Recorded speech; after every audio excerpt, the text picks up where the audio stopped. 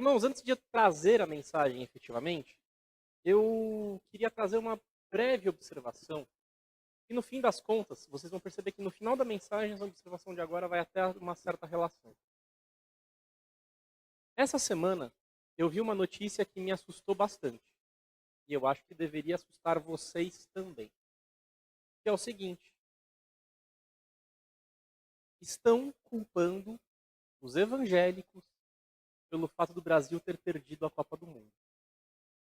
Não estou de brincadeira, essa notícia saiu no jornal The Times, lá nos Estados Unidos. E, claro, foi repartilhado aqui no Brasil por diversas pessoas. Muito obrigado, meu irmão. Colocando a culpa dos evangélicos de termos perdido a Copa. E sabe o que é o mais interessante? A notícia fala o seguinte: agora os jogadores são evangélicos, a maior parte dos jogadores brasileiros da seleção são evangélicos, e eles perdem o gol e agradecem a Deus pela oportunidade, colocando um vitimismo, como se tudo fosse vontade de Deus. E era muito melhor quando os jogadores eram católicos, porque eles eram gordos, bêbados e mulherengos. A notícia fala isso. Vamos ser sinceros, isso nada mais é do que o puro e simples ódio aos evangélicos. Simples desse jeito. E por que eu estou trazendo essa reflexão inicial? Ela não faz parte efetivamente da mensagem que eu estou trazendo, mas onde nós colocamos os nossos tesouros é onde está o nosso coração. Não vamos colocar os nossos tesouros no futebol, não vamos colocar os nossos tesouros em jogo de futebol, em Copa do Mundo, em onde for. Não estou dizendo que seja errado assistir, não estou dizendo que seja errado ter como um momento de diversão assistir um jogo de futebol de vez em quando. Todo mundo sabe que eu sou palmeirense, o pastor é corintiano, a gente se dá bem, a gente se ama. Mas ter um time de futebol é uma coisa, colocar seu amor de maneira efetiva naquilo é completamente diferente. E porque de que adianta nós colocarmos nosso coração no mundo se o mundo nos odeia? Então, fica essa reflexão inicial. E em agosto, o pastor já me prometeu que eu vou voltar aqui para o púlpito. Em agosto eu vou trazer uma mensagem bem mais pegada nesse sentido.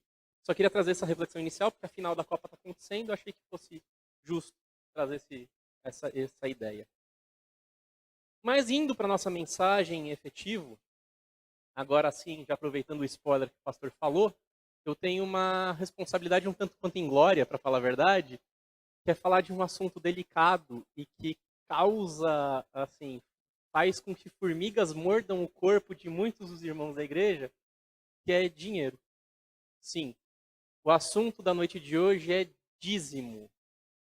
E aí eu sei que não é o caso da nossa igreja, graças a Deus, nós temos uma igreja que é dizimista, é uma igreja que coopera com missões, inclusive o nosso quadro missionário não deixa que eu minta com relação a isso.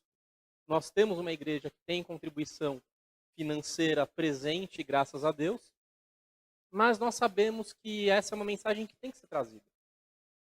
Nós temos que falar de missões, nós temos que falar de dízimos, nós temos que falar de responsabilidade financeira. E o nosso tema de hoje é: por que devemos ser mantenedores da igreja local? E o texto que eu trago como o texto de destaque, o texto inicial para a exposição de hoje, é o Evangelho de Mateus, para a leitura do capítulo 19, versículos 20 e 21. Para quem está familiarizado, vai logo lembrar que esse é o caso do jovem rico conversando com Jesus, e os versículos que destaquei são justamente a resposta de Cristo para este jovem.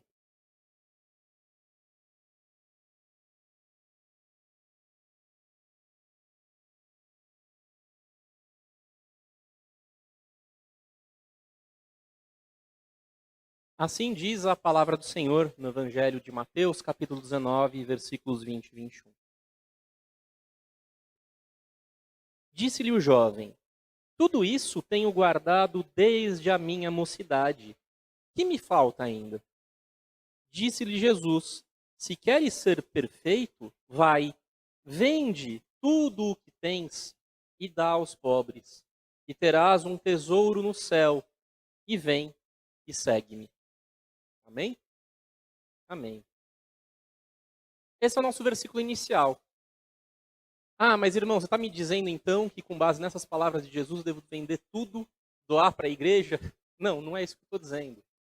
Porque Se nós lermos o contexto dessa passagem, nós vemos que Jesus está trazendo uma reflexão com relação ao coração desse jovem. Em que sentido?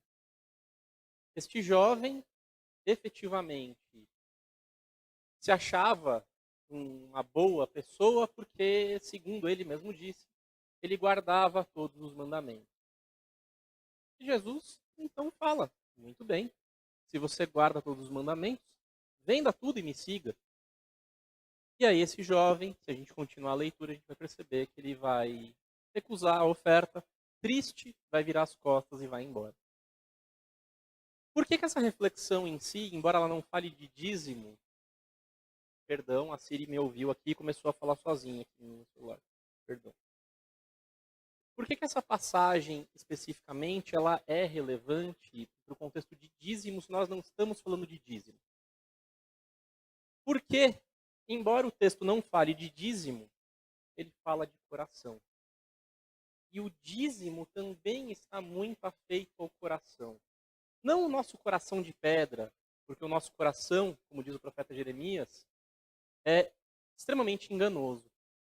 Eu estou falando do nosso coração quando ele está sendo guiado pelo Espírito Santo. E é isso que nós temos que ter em mente. O jovem rico, onde estava colocando o coração dele? Onde nós estamos colocando o nosso coração? Isso é relevante. Porque muitas pessoas, efetivamente, não percebem que o dízimo é um ato de amor. Muitas pessoas já começam a ficar com faniquito, falar, ai, mas eu vou ter que colocar meu dinheiro na igreja. E muita gente pensa já nos grandes líderes religiosos que tem por aí, nas mais diversas igrejas e empresas que tem por aí, São Paulo afora, Brasil afora, mundo afora, pensando em toda aquela pregação dinheirista, dê o seu dízimo e será salvo. Mas não é isso que a Sagrada Escritura diz para nós. A Bíblia nos diz que dízimo é um ato de amor. E muita gente não entende isso. E eu admito que, mesmo depois de convertido, eu por muito tempo não entendia isso. Confissão pública de pecados, eu já deixei de ser dizimista por um tempo. Confissão pública de pecados. Por um tempo, depois de convertido, eu tinha mês que entregava o dízimo, tinha outro mês que não entregava. Eu não era um dizimista fiel. Não é uma obrigação legal. Legal nos termos de estar na lei. Não é uma obrigação que está disposta por conta da legalidade. Temos que seguir a lei, então temos que dar o dízimo. Não. Entregar o dízimo, claro que está na lei. Se nós lermos as leis mosaicas, nós vamos ver o dízimo. Mas o dízimo é muito mais do que isso. E é isso que muitas pessoas não conseguem entender.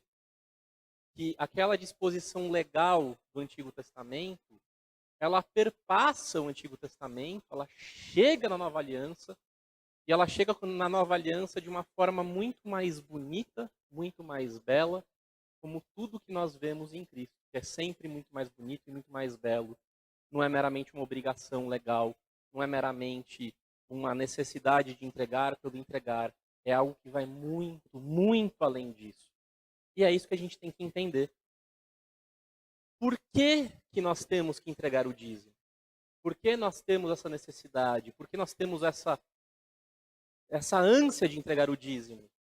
Por que começa a chegar no fim do mês e se a gente não entregou o dízimo, quem está entregando o dízimo com amor e alegria, começa a ficar desesperado. Eu só tenho mais um domingo para entregar, eu perdi a oportunidade no domingo de hoje. Senão eu vou deixar esse mês passar. Sim, isso tem que existir. Não porque você é obrigado. Não porque o pastor chega aqui na frente do púlpito, coloca uma arma na tua cabeça. Não, o pastor não é armado, claro, né? Coloca uma arma na tua cabeça, você vai dar o dízimo esse mês. Não, não é isso que acontece. A gente tem que ter isso em mente. A gente tem que ter em mente que o dízimo ele é algo muito mais sublime, muito mais bonito, que vai do amor.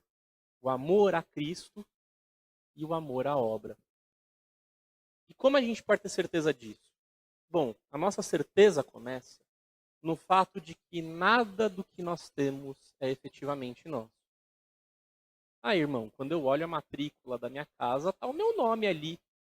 Eu sei, juridicamente, a casa é sua.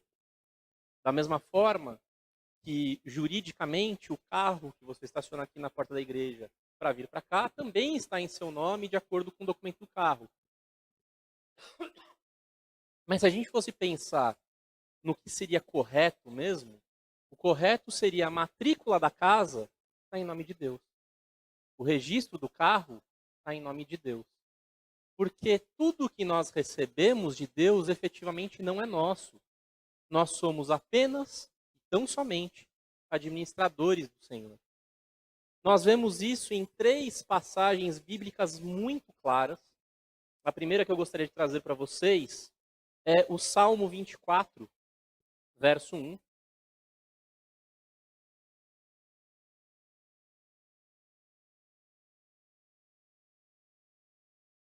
O Salmo 24, verso 1, nos traz com bastante clareza o seguinte: assim diz a palavra do Senhor. Do Senhor é a terra e a sua plenitude, o mundo e aqueles que nele habitam. Ou seja, tudo é de Deus, tudo é do Senhor. Nada, absolutamente nada é meu. E quando eu falo nada, é nada. Nem a minha vida é minha mesmo.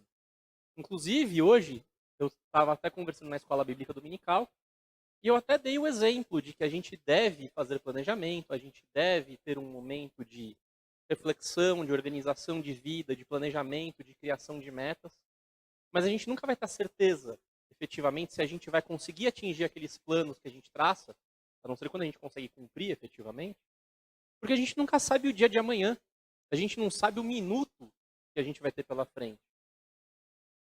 Se um cristão, ninguém aqui da igreja, fala, não, eu tenho um plano de conseguir conquistar a minha casa própria, eu vou trabalhar assim, assim, assado, juntar dinheiro assim, assim, assim, e vou conseguir minha casa própria.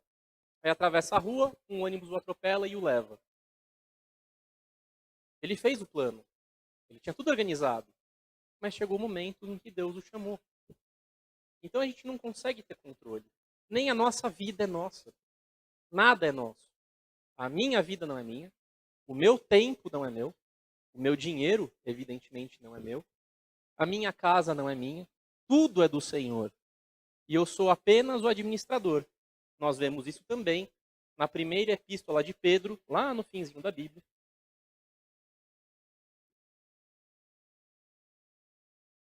Para a leitura do capítulo 10, capítulo 4, capítulo 10. Capítulo 4, versículo 10. Diz o seguinte, a palavra do Senhor: cada um administre aos outros o dom como recebeu, como bons mordomos da multiforme graça de Deus. O apóstolo Pedro ele não está falando efetivamente de tempo ou de riquezas nessa passagem bíblica. Ele está falando de dons espirituais na igreja. Então nós devemos ter uma boa administração dos dons. Mas isso mostra que nós somos administradores também dos nossos dons. Nós temos irmãos que têm dom de ensino, nós temos irmãos que têm dom de pastoreio, nós temos irmãos que têm dom de misericórdia, e os dons devem ser bem administrados. Se isso vale para os dons, por que, que isso não vai valer para o tempo? Por que, que isso não vai valer para o dinheiro? Por que, que isso não vai valer para as nossas ações? Tudo é vinculado, nós somos administradores. Administradores de tudo que é do Senhor, pois tudo é do Senhor. E é isso que é relevante. Vamos voltando um pouquinho mais na Bíblia, voltando agora para a primeira carta do apóstolo Paulo aos Coríntios.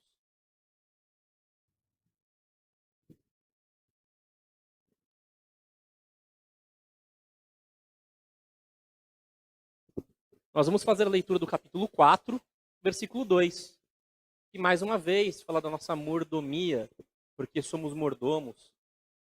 Assim diz a palavra do Senhor. Além disso, requer-se dos mordomos que cada um se ache fiel. Ou seja, nós somos ministros de Cristo. Nós somos ministros do Evangelho. E somos mordomos. Mordomos de tudo que Deus nos concede. Dons, talentos, e não apenas isso, porque afinal de contas, nós também temos que ser bons administradores do tempo, das finanças, justamente para que Deus se agrade daquilo que estamos fazendo. Então, a primeira conclusão que a gente pode ter nisso tudo é o seguinte: meu tempo não é meu, minha vida não é minha, meu dinheiro não é meu carro não é meu, minha casa não é minha. E isso é relevante por quê? Porque se não é meu, é de Deus, eu tenho que fazer o máximo para que Deus se agrade do bom uso daquilo que Deus me dá. Do bom uso do tempo, bom uso das finanças, bom uso dos bens materiais, pois tudo vem pelo Senhor. E como diz Jó, Deus dá, Deus tira. E nós temos que ter responsabilidade. Por isso, a gente já tem que ter uma percepção inicial do dízimo, que o dízimo não é um legalismo. Ah, vamos entregar o dízimo porque simplesmente está na lei mosaica. Não, não é isso. Nós temos uma responsabilidade do dízimo porque nada do que nós temos é nosso. Absolutamente nada. Tudo é do Senhor. E isso se torna ainda mais relevante porque se nada é meu, a maior demonstração de amor para com Deus, que é meu Pai, meu Senhor, é fazer tudo da melhor forma possível. E essa é a parte mais interessante. Amor. O amor, não qualquer amor. O amor que nós vemos de Cristo para nós é o amor que nós devemos ter com os nossos irmãos, evidentemente, mas também com as coisas de Deus. Todas as coisas de Deus, inclusive aquilo que Ele nos dá. Ah, irmão, você está falando isso, mas pelo que eu me lembro, o dízimo está na lei mosaica. E a lei mosaica não se aplica diretamente a nós. Tem uma verdade nessa frase, mas um grande ponto que muitas pessoas ignoram é que Jesus, ele referendou o dízimo. Ele consolidou o dízimo. Não de uma maneira explicitamente direta, mas ele referendou o dízimo. Sabe por quê? Se nós formos analisar efetivamente o Evangelho de Mateus, lá no Sermão do Monte,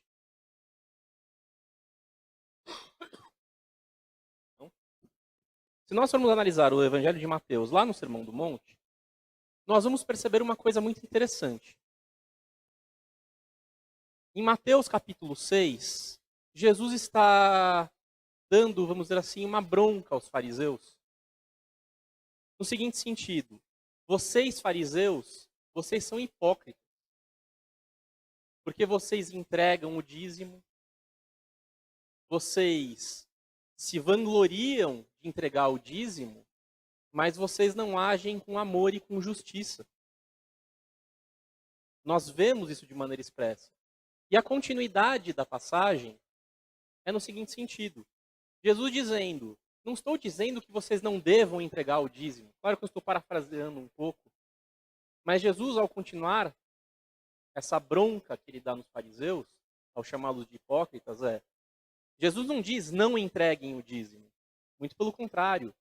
Jesus diz o seguinte: entreguem o dízimo, mas andem com justiça e com amor.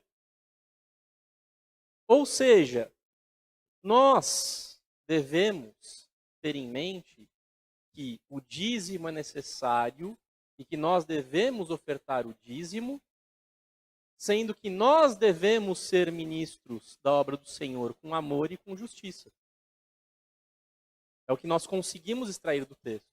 Por isso que eu repito, novamente, a palavra-chave para o dízimo é amor. Nós devemos ter amor, efetivamente. E aí muitos de vocês podem me perguntar, mas irmão, para que serve o dízimo? Você está falando que o dízimo é um ato de amor, o dízimo é um ato de amor, o dízimo é um ato de amor? E sim, o dízimo é um ato de amor. Mas para que tenhamos total compreensão de para que serve o dízimo, a gente tem que compreender o seguinte: o propósito do dízimo é o sustento da obra de Deus. Esse é o propósito primordial do dízimo, o sustento da obra de Deus. A gente consegue ver isso com certa clareza em Malaquias, lá no Antigo Testamento, na leitura do capítulo 3, versículo 10. Que diz o seguinte: Trazei todos os dízimos à casa do tesouro, para que haja mantimento na minha casa. E depois fazei prova de mim nisto, diz o Senhor dos Exércitos. Se eu não vos abrir as janelas dos céus e não derramar sobre vós uma bênção, tal até que não haja lugar suficiente para que a recolherdes. Qual que é a relevância desse versículo? A parte A desse versículo demonstra que a finalidade, o propósito do dízimo é justamente a manutenção da casa do Senhor, o mantimento da casa do Senhor. Naquela época, evidentemente, nós tínhamos o templo. Os dízimos eram entregues no templo e os dízimos eram utilizados para mantimento de todos que trabalhavam no templo, inclusive de todos os levitas que estavam ali presentes, que eram responsáveis.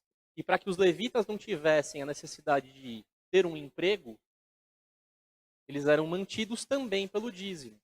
Então, o dízimo é necessário para mantimento da casa do Senhor, da obra do Senhor e dos ministros do Senhor. Hoje nós não temos mais o templo, até porque o Espírito Santo habita em nós. Então Deus não precisa de uma habitação única e física, porque Ele está por meio do Espírito Santo em nós mesmos. Mas nós temos igreja, nós temos ministros do Evangelho, como é o caso do pastor e de outros tantos pastores que nós temos aí, que são sérios e bíblicos. E o dízimo se presta justamente para isso, para a manutenção da casa do Senhor. Ou vocês acham que sem dízimo nós teríamos bancos estofados? Ou vocês acham que sem dízimos nós teríamos telão para passar aqui as letras dos louvores? Ou vocês acham que sem dízimos a gente conseguiria ter uma câmera, computador para fazer transmissão, para transmitir o culto pela internet, transmitir a gravação do culto pela internet? Conseguiríamos ter celebração de aniversário lá no salão lá embaixo? Não, não conseguiríamos.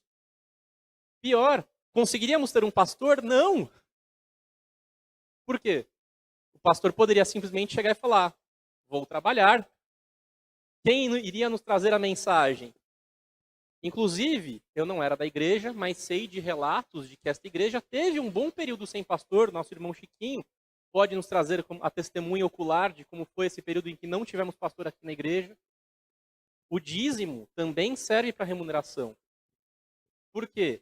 Porque nós precisamos manter aqueles que trazem a palavra do Senhor para nós. Isso a gente faz por obrigação?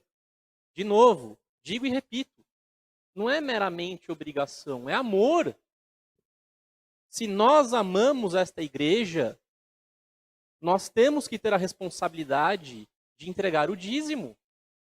Se nós amamos a nossa comunidade, nós temos que entregar o dízimo para permitir que a gente tenha comunhão, para permitir que a palavra do Senhor seja entregue. Tudo isso advém de amor, um amor cristão. É nada mais justo do que a gente poder contribuir. E quando nós contribuímos, veja que quando nossa igreja tem dinheiro em caixa, a gente tem uma preocupação a menos. Porque a gente tem o dinheiro em caixa. E a gente tem a continuidade da manutenção da entrada de valores, porque a gente tem dizimistas fiéis. E isso nos tira uma preocupação. Por quê? Porque a gente tem a certeza de que mês que vem, ou nos próximos meses, a gente vai conseguir ter as contas pagas. E a nossa preocupação se dá com o que é mais importante. E o que é o mais importante para a igreja? Ide e pregai o evangelho, está ali, Marcos 16:15. A igreja tem que fazer o ide. A igreja tem que anunciar o evangelho. A igreja tem que se colocar não só aqui dentro é essencial efetivamente, para trazer a palavra do Senhor para mim, para todos nós, mas também lá fora, para a pessoa que está passando na rua, necessitada, precisando ouvir uma palavra de esperança, passa aqui na frente, escuta o culto e entra. Ou então, alguém que está no ponto de ônibus recebe um folheto nosso, sente o coração tocado e vem para cá. Porque quantos não chegaram aqui na igreja por desespero? Eu cheguei na igreja por desespero. Eu cheguei na igreja pedindo um milagre. Eu cheguei procurando um milagre muito específico e que, graças a Deus, me foi atendido. Mas Deus me concedeu muito mais do que esse milagre, porque Deus tocou no meu coração. E uma igreja que está com as suas contas em dia, ela tem a capacidade de que mais e mais pessoas possam ir à rua, para que mais e mais pessoas possam ser tocadas pelo Evangelho. O amor que eu sinto no meu coração, todos têm o direito de sentir.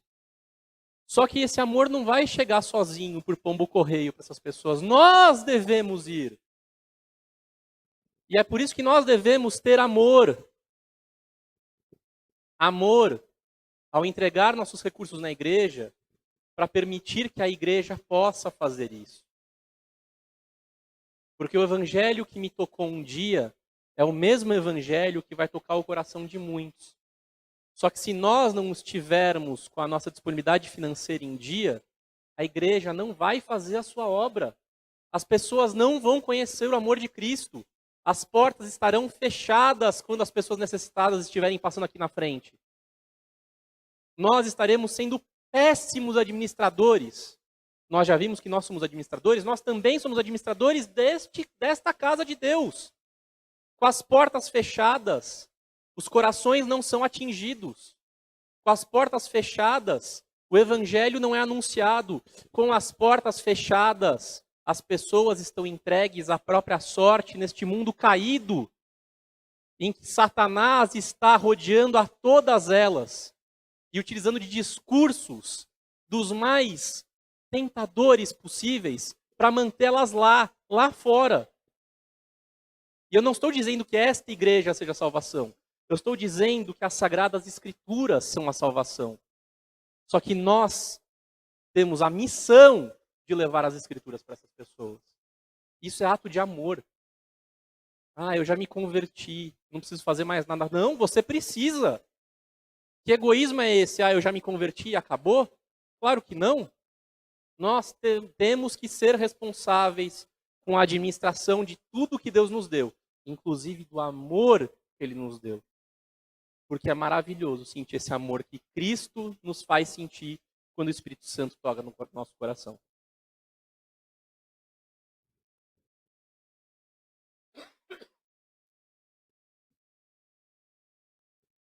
Continuando.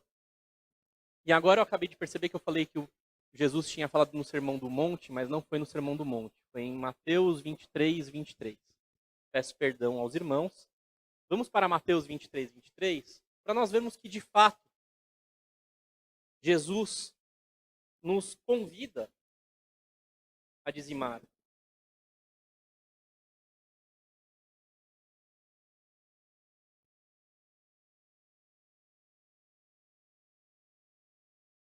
E diz o seguinte: ai de vós, escribas e fariseus, hipócritas, pois que dizimais a hortelã, o endro e o cominho, e desprezais o mais importante da lei, o juízo, a misericórdia e a fé. Deveis, porém, fazer estas coisas e não omitir aquelas. Ou seja, nós devemos dizimar, mas nós não devemos nos esquecer da fé, da misericórdia, do amor. Isso também é o mais importante. Nós devemos dizimar aqui, e esta é uma igreja que eu dizimo com amor, porque esta é uma igreja missionária, esta é uma igreja bíblica, esta é uma igreja que busca fazer evangelismo uma vez por mês. A resposta está aqui no nosso alvo missionário, que nós estamos há quase 20 meses, salvo engano, sem estar no vermelho no nosso alvo missionário. Nós temos uma nova família agora que está sendo sustentada pelas missões da igreja. Nosso irmão, o pastor Celso Botelho, agora também entrou no nosso quadro de missionários, além do Luiz Miguel, do Lúcio Rocha, do Robert, da irmã Dinalva. Então a gente consegue perceber que nós temos a responsabilidade de dizimar e de amar. E é por isso que eu repito, o evangelho tem que ser levado. Só que ele só vai ser levado com as portas abertas. Ou então a gente vai dissolver a igreja e aí o pastor vai voltar a fazer evangelismo na Praça da Sé. Eu vou ter que fazer evangelismo. Só que se a gente se dividir, se a gente se separar, nós somos muito mais fracos, muito mais sujeitos ao inimigo nos tragar. Nós devemos nos manter juntos. O dízimo nos mantém juntos. E o dízimo nos faz ser missionários, nos faz ser evangelistas, faz com que o evangelho chegue nos mais diversos lugares. Aí o grande ponto é, tá bom, nós devemos entregar o dízimo. E o que é esse dízimo? Quanto é esse dízimo? Esse dízimo representa quanto? E aí que está o interessante. O apóstolo Paulo, na primeira carta aos Coríntios, se a gente for na primeira carta aos Coríntios, efetivamente lá no capítulo 16, e nós formos fazer a leitura do versículo número 2, nós vamos ver que o apóstolo Paulo ele estabelece uma espécie de proporcionalidade. Quem paga mais, ou melhor, quem ganha mais, contribui com mais. Quem ganha menos, primeira carta aos Coríntios 16, versículo 2. A gente percebe que quem ganha mais, contribui com mais. Quem ganha menos, contribui com menos. Assim diz a palavra do Senhor. No primeiro dia da semana, cada um de vós põe a parte do que puder ajuntar, conforme a sua prosperidade, para que não se façam as coletas quando eu chegar. Existe um contexto específico, que é uma coleta de contribuição para os crentes, ali na cidade de Corinto. Só que essa coleta, ela tem que ser proporcional. E o apóstolo Paulo traz essa proporcionalidade para essa coleta de mantimentos, de contribuições. E essa proporcionalidade, ela se aplica ao dízimo. Porque o que nós estamos fazendo aqui na igreja? Nós estamos justamente fazendo isso. Coleta de acordo com as nossas proporções. Deus não nos dá riqueza, Deus não nos dá sustento por meio do trabalho, no caso dos mais jovenzinhos por meio da mesada, aqueles que já são aposentados por meio da aposentadoria. Sim, nós recebemos valores e nós contribuímos em comunidade de maneira proporcional. Isso é uma forma de coleta da gente se ajudar também. Inclusive, nós tínhamos um sistema de cesta básica aqui na igreja, eu não sei se ainda tem, se tiver ou não tem, aí o pastor me confirma depois. Nós temos uma questão de seguro com relação a Porto Seguro. Nós tentamos nos auxiliar aqui. Nós temos auxílio às irmãs viúvas. Nós temos esse sistema de coleta aqui presente. Isso também é oriundo do dízimo que vem para a igreja. Nós estamos nos ajudando, nós estamos nos apoiando, nós estamos nos suportando. Nós fazemos isso com dízimo. Então, ao ler a primeira carta do apóstolo Paulo aos Coríntios, a gente percebe que o dízimo ele tem que ser proporcional. Uma forma de proporção. Nós devemos entregar de maneira proporcional aquilo que nós recebemos. Até com uma forma de gratidão. E aí, nesse sentido, por que 10%? 10% era a sistemática que era utilizada no Antigo Testamento. Na verdade, se a gente for entrar nos detalhes, dava até mais do que 10%, porque tinham dízimos recorrentes em algumas situações. Mas os 10% é um sistema que obedece à proporcionalidade que o apóstolo Paulo traz e que, além de obedecer essa proporcionalidade, é profundamente justo. Lembram que Jesus disse que nós devemos dizimar, mas nós devemos andar com amor e com justiça? Se nós contribuímos de maneira proporcional, isso é uma maneira justa de nos apoiarmos, de nos suportarmos de maneira ideal entre nós. Então a gente vê que o dízimo é um ato de amor e ele é um ato justo. Só que, mais do que isso, a gente tem que pensar que o dízimo ele não é simplesmente uma coisa que nós fazemos porque eu me sinto bem. Claro, quando a gente aprende o valor do dízimo, o que eu demorei um pouco para aprender, mas eu agradeço o pastor Marcelo que me puxou a orelha e eu aprendi. Quando a gente aprende o valor do dízimo, a gente aprende a dar o dízimo com amor. E a gente sente bem com isso. Eu me sinto bem quando eu entrego o dízimo. Inclusive, eu vou até trazer uma frase de um outro pastor, um pastor Tassos Licurgo. Ele fala que só reclama do dízimo quem não dizima. Eu acho que é verdade, porque eu dizimo com tanta alegria ultimamente. Mas a verdade é o seguinte: quando nós aprendemos a alegria do dizimar, muitas pessoas podem pensar, não, mas você está fazendo isso porque você se sente bem. Mas não é só porque eu me sinto bem. Deus se agrada do dízimo. Não estou dizendo que líderes religiosos se agradam, estou dizendo que Deus se agrada do dízimo. Nós conseguimos ver isso na segunda carta aos Coríntios, a gente já leu a primeira, agora a gente vai para a segunda carta aos Coríntios, no capítulo 9, versículo 7. Segunda carta aos Coríntios 9, 7, nos diz o seguinte: cada um contribua segundo propôs no seu coração, não com tristeza ou por necessidade, não por tristeza ou necessidade, porque Deus ama ao que dá com alegria. Essa parte final é relevante.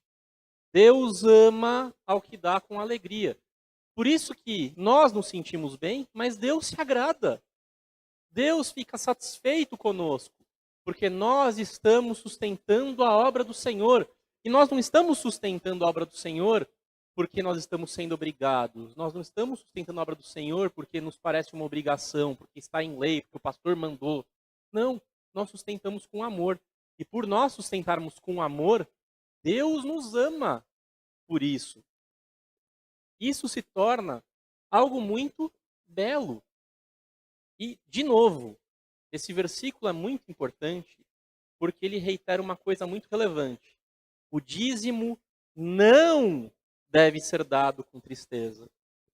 Não deve ser dado por pressão. Não deve ser dado por que alguém mandou. O dízimo deve ser dado com alegria. Isso é relevante. Isso nos mostra uma coisa muito impressionante. Hoje nós vemos tantos pastores, ou pseudo-pastores, de tantas pseudo-igrejas, que dizem, se você não dizimar, você vai para o inferno. Quem já viu isso pelo menos uma vez? Eu já vi. Tem muito pastor que fala isso. Se você não dizimar, você vai para o inferno. Eu já vi até um pastor, que eu não vou mencionar o nome, dizendo, se você não dizima, você está roubando a Deus. E se você é um ladrão, você vai para o inferno porque os ladrões não herdarão o reino dos céus. Só que isso não é verdade. A verdade é que você está deixando de cumprir algo que agrada a Deus. E é por isso que a gente não tem que dar por pressão de pastor. É por isso que a gente não tem que dar porque, não, se eu entregar meu dízimo, eu vou garantir um pedacinho do céu. Porque aquele pastor falou que para eu ir para o céu eu tenho que dar o dízimo. Outras igrejas é até pior, né? Coloque o seu dízimo na fogueira santa e você vai ganhar um carro. Não! As escrituras não dizem isso. As escrituras dizem que nós devemos dar o dízimo com amor. Deus se agrada de nós estarmos sustentando a obra dele com alegria. E nós não vamos receber um carro em troca. Nós estamos sustentando a obra. É algo completamente diferente. Isso que é relevante. Por isso, eu reitero o que eu acabei de falar. O dízimo deve ser dado com alegria. E dando com alegria, Deus fica contente conosco. Deus nos ama. Não nos ama só por isso, mas Deus nos ama nessa atitude específica. Por isso se torna tão relevante o dízimo. E percebam, de novo, por que eu estou falando tudo isso com relação ao dízimo? Porque, de novo, nós estamos vendo efetivamente que o dízimo é um ato de amor. De amor. Nós devemos entregar com amor. Amor à obra de Deus. E aí a grande pergunta que fica é, por que eu elenquei lá no começo da mensagem a conversa de Jesus com o jovem rico? Porque aquela conversa especificamente fala justamente de amor. De onde está ou deixa de estar o seu amor. De onde você coloca o seu coração? Nós temos amor a Deus. Consequentemente, nós temos amor à obra de Deus. E se nós temos amor à obra de Deus, nós com amor entregamos o dízimo. Com amor queremos sustentar a obra do Senhor. Queremos sustentar o nosso pastor, queremos sustentar a nossa rede de internet, queremos sustentar a energia elétrica, para que o nosso culto esteja sempre aqui e tenhamos todo domingo e toda quarta-feira a mensagem do Senhor aqui. Só que a mensagem que Jesus levou àquele jovem rico também é de amor. Aquele jovem rico, como a gente viu no versículo inicialmente lido, que foi em Mateus 19, é justamente nesse sentido. O jovem rico diz: Senhor, eu guardo todos os seus mandamentos. Aí a gente já vê um problema, porque ninguém guarda todos os mandamentos. Ninguém guarda um dos mandamentos. Né? Todos os dias, né? Talvez um dia você consiga, mas não todos os dias. Então já começa a ter um problema na frase ali, porque ele quer demonstrar, quer ansiar que guarda todos. E aí Jesus responde: então tudo bem. Venda as suas coisas e me segue. E aquele jovem, triste, abaixa a sua cabeça, vira as costas e vai embora. Por quê? Porque a gente percebe que ele não estava guardando nem o primeiro mandamento. O primeiro mandamento é amar a Deus acima de todas as coisas, com toda a sua... Perdi as palavras? Hã? Me ajuda, pastor. Escola. Com toda a sua força, com todo o seu entendimento. Obrigado, pastor. Então você tem que amar a Deus na inteireza, com amor, com entendimento, com força, com vontade. Você tem que se entregar ao amor de Deus. E aquele jovem rico não estava amando a Deus acima de todas as coisas. Por quê? Porque ele estava amando as riquezas. Quando Jesus diz, se desfaça das suas riquezas, Jesus está praticamente dizendo, negue-se a si mesmo, pegue a sua cruz e me siga. E ele não quis nem negar a si mesmo, tampouco pegar a cruz. E isso é relevante. Onde está o teu coração? Onde está o meu coração? Essa é uma pergunta que nós devemos fazer todos os dias, reiteradamente. Porque se o nosso coração está nas riquezas, é óbvio que eu vou ter dificuldade de dar o dízimo. Na hora que eu for pegar a carteira e abrir a carteira para dar o dízimo, vai aparecer um escorpião mordendo minha mão. Por quê? Porque meu coração está na minha carteira, não está em Deus. Só que nós não podemos ter dois senhores. Agora sim, no Sermão do Monte, Evangelho de Mateus, capítulo 6, se nós lermos os versículos 21 e 24, não precisa ler do 21 ao 24, só o 21 e o 24,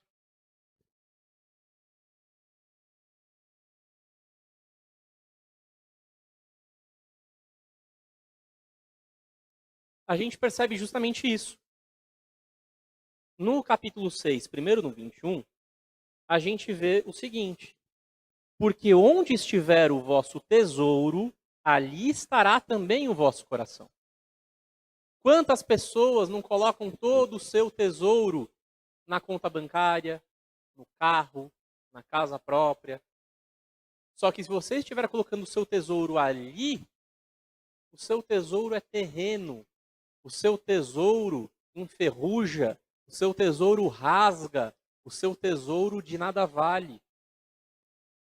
Agora, se você coloca seus tesouros em Deus, seus tesouros são eternos, são amorosos, são para toda a eternidade. E essa é a grande diferença. Então, na hora de tirar a carteira do bolso, você não tem que sentir um escorpião te mordendo. Você tem que sentir o amor te tomando, porque é com amor que você sustenta a obra do Senhor. E aí, indo para o 24, a gente percebe, né? Ninguém pode servir a dois senhores, porque ou há de se odiar um e amar outro, ou se dedicará a um e desprezará o outro. Não podeis servir a Deus e a Mamon. Mamon É uma palavra em aramaico que significa riqueza, dinheiro. E é justamente nesse sentido, né? O Deus da riqueza, que tanto consome esse mundo, onde nós colocamos o nosso tesouro, é onde está nosso coração. Se nós temos prazer pela riqueza, é óbvio que a gente não vai abrir a carteira. Porque a gente não está interessado em amar a Deus. Não é esse o interesse. O nosso interesse é amar as riquezas. A gente vem para a igreja para ter um conforto psicológico cristão, gospel. Para ter uma sessão coach, vamos dizer assim. A gente vem para a igreja para ouvir que Jesus é amor, que Jesus nos ama, que Deus nos abraça e nos acolhe. E pronto, volta para casa feliz. Só que o evangelho não é isso. O evangelho não passa nem perto disso. O evangelho começa com um pedido de perdão e arrependimento. Começa com reconhecimento de pecados e uma nova vida. Começa com vidas transformadas, porque por amor Cristo se entregou na cruz por nós. E se Cristo deu a vida por nós na cruz, você acha que é muito pegar 10% do seu salário e depositar no gasofilácio? Faça com amor para a obra do Senhor, não como barganha, não porque Deus é um mordomo, muito pelo contrário, faça com amor, porque com amor nós temos a alegria de Deus. Que Deus abençoe a todos, em nome de Jesus.